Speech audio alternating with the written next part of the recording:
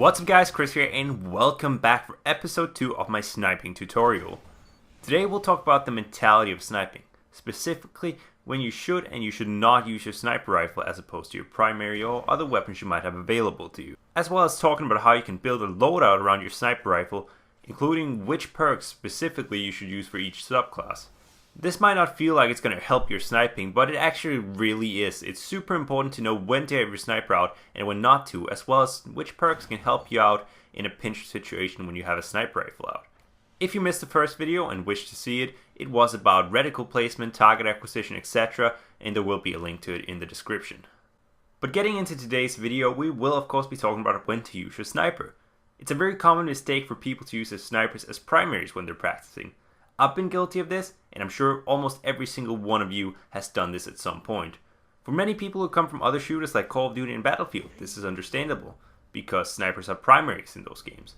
However, in Destiny, snipers sit in the special weapon slot and are not meant to be used as a primary, rather a weapon you pull out when defending a choke point from a distance or picking off people quickly in a pinch. A sniper is simply not a reliable close quarters weapon, and even at medium range they can sometimes handle awkwardly due to the elevation changes that you find on some maps. Furthermore, Guardians are very mobile and can be very difficult to hit if they're, for example, jumping around. Because of all these things, it's very important that you use your primary weapon as your primary when you're practicing sniping, and pull out your sniper when it's appropriate. This is particularly important in 6v6 playlists, but as we discussed in the previous episode, I don't recommend playing 6v6, especially not when practicing sniping. In the small 3v3 or 2v2 playlist, you can have your sniper out far more of the time, as maintaining map control and awareness of where your enemies are is much easier. But in a position where you don't have map control, you should almost always approach the engagement with your primary, and if appropriate, you can pull out your sniper rifle. Even if you do follow this advice, there will be situations where you'll get caught off guard with your sniper in hand. These situations are hard to come out of on top, but there are a number of things you can do to improve your odds. My first tip for this is just take the shot, try to go for the shot and see what happens. If you hit the shot, great. You can you've either killed someone or you can follow it up with your primary and hopefully finish off the enemy. And if you miss, it is what it is, but if you just switch to a primary, it takes long enough that they could probably get a significant amount of damage on you, and your primary simply won't kill that fast unless, the enemies totally choke. A great example of when and when not to use your primary in special is in this clip I have for you guys. So I'm on the cauldron, I'm on the bridge, and I'm kind of looking around for a guy. I think he's behind the door, he isn't, so I get caught off guard here. I take the shot, I take my time to aim. Sometimes you don't have this time. In that case, just try to quick scope him and it looks awesome. But in this case, I don't really have time to aim, so I take the shot, manage to get him. Then I push forward with my primary in hand this time because I know there's a guy behind the door and I don't want to be challenging a guy I don't know exactly where he is without my primary in hand. Essentially, if I stand on the bridge, I'm vulnerable to spawns on both sides, so I push up. Sure enough, I win this gunfight, but I'm super weak. So I'm still in the middle. I don't want to push in because I know there's more enemies in this room. So I decide to run back, run towards I believe it's the A flag side here. And notice on my radar there is someone behind me. So I'm weak, there's someone behind me, and there's also someone in front of me coming from the stairs. So what I do here is I pull out my sniper because I know it's sort of an all or nothing situation where I have to get the kill with the sniper rifle or I will die. So I pull out the sniper and sure enough I manage to pull it off. Then I immediately go in the corner and you will see me activate my super to take out the guy who came from behind me. That's a great example of when to use what, because in that situation there is only one situation where the sniper was appropriate. There was one where I got caught off guard with the sniper in hand, and you will also have seen me pull off that shot because I went for it instead of panicking and switching to my primary. Now you will not always hit these shots of course, but it's definitely worth a go because as I said, there's a bigger chance that you're just going to die because your primary doesn't kill fast enough if you just immediately switch to that. So just try to take the shot with the sniper and you will also get a feel for the reticle placement if you do this on a regular basis. It'll help you quick scoping and drag scoping too, which is something we will talk about in the next video.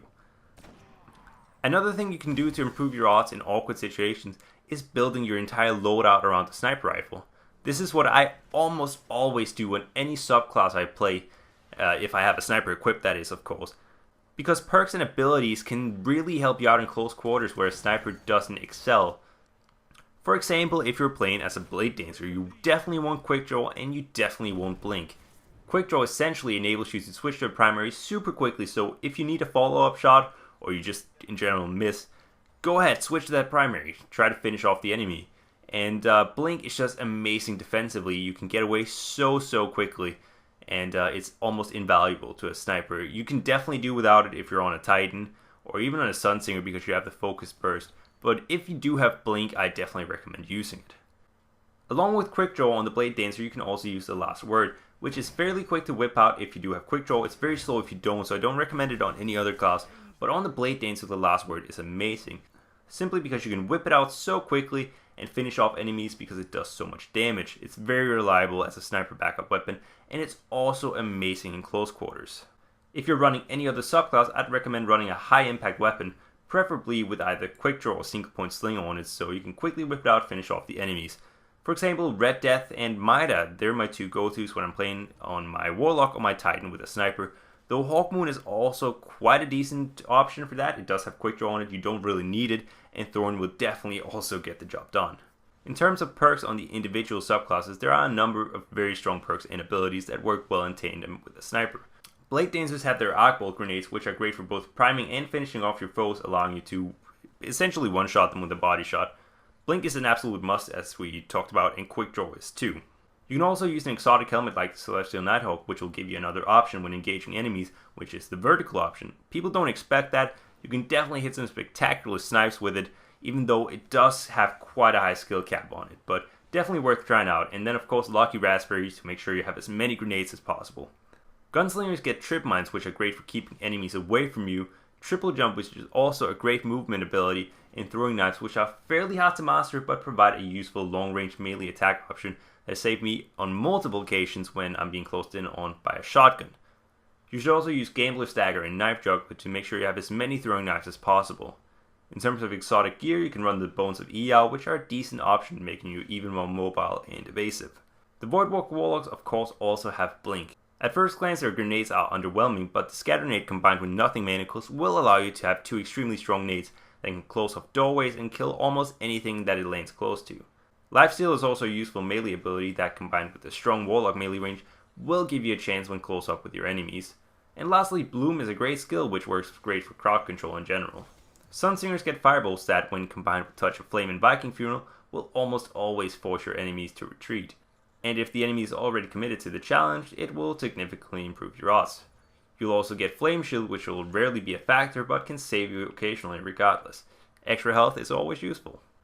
There isn't really a specific Sunsinger exotic that stands out for complementing a sniper build, but the Ram is always a great choice regardless of subclass, and Apotheosis Veil is a rare but quite useful choice, allowing you to regenerate health upon activating your super, and it's actually much more useful than a lot of people think it is.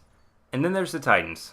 Striker Titans are blessed with some of the best grenades in the game that can both cut off entire pathways, thereby serving as crowd control, but they can also save you in close quarters if used correctly. Flashbang grenades are also a good option, though you have to be able to anticipate your enemy's movements very well for them to be effective. This is of course tricky with the current blink shotgunning meta. Nonetheless, a well-placed flashbang can absolutely be a lifesaver. In terms of movement, increased control will allow you to Titan skate, making your Titan the fastest class in the game, and combined with Shoulder Charge's ability to make sharp directional changes in midair, you have a formidable tool for getting into position and for running away too. Defender should generally speaking not be used with a sniper, but if you do insist, you have some quite decent grenades that are often undervalued. The magnetic grenade is fairly easy to stick to an enemy, spike grenades are fairly decent for crowd control, and suppression nades can prevent enemy supers, grenades, and most importantly, movement abilities, making it much harder for shotgunners to close the gap on you.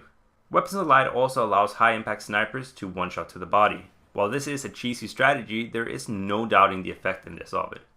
For Titans, the Armamentarium is definitely your best option for exotic armor due to the extremely strong grenades. With the Tekken King coming out within 3 weeks, there will of course be need for me to update the loadouts you should be running with snipers on the new subclasses.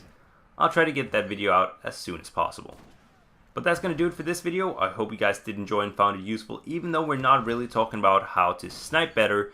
This mentality and knowing when to use your sniper is really going to help your game immensely. So definitely hope you guys found it useful. If you did, make sure to leave a like, and I will see you guys on the next one.